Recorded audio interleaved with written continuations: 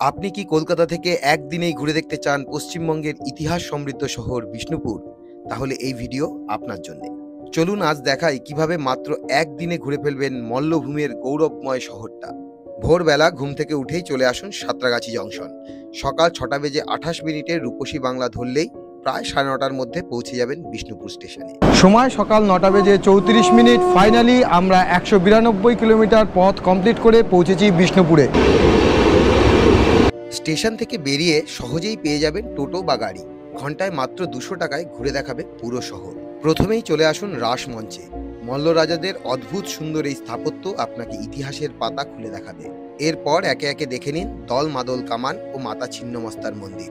শনি রবিবার হলে অবশ্যই দেখে নিন পোড়ামাটির হাট, 3টি পোড়ামাটির মন্দির। এরপর চলে আসুন রাধা মাধব মন্দিরে। রাজকীয় স্থাপত্যে গর্বিত অতীতের ছোঁয়া। এরপর ঘুরে নিন লালবাঁধ।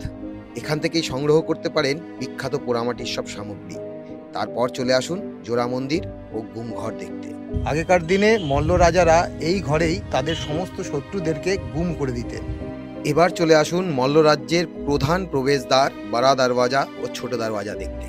আর সবশেষে ঘুরে নিন মদন মোহন মন্দির, যেখানে আজও নিয়মিত পূজা হয়। প্রতিটি জায়গায় আর্কিওলজিক্যাল সার্ভে অফ ইন্ডিয়া দ্বারা সংরক্ষিত, আর প্রতিটি কোণ আপনাকে অনুভব করাবে বাংলার গৌরবময় ইতিহাসে।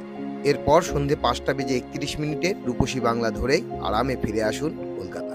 পুরো ডিটেল ভিডিও আমাদের ইউটিউব চ্যানেলে আছে, গিয়ে দেখে নিন। ভালো লাগলে লাইক, কমেন্ট, সাবস্ক্রাইব করতে ভুলবেন না। লিংক বায়োতে দেওয়া রইল। চলুন ইতিহাসকে চোখে দেখি, অনুভবে বাঁচি। সাথে থাকুন নিলস ডিসকভারির।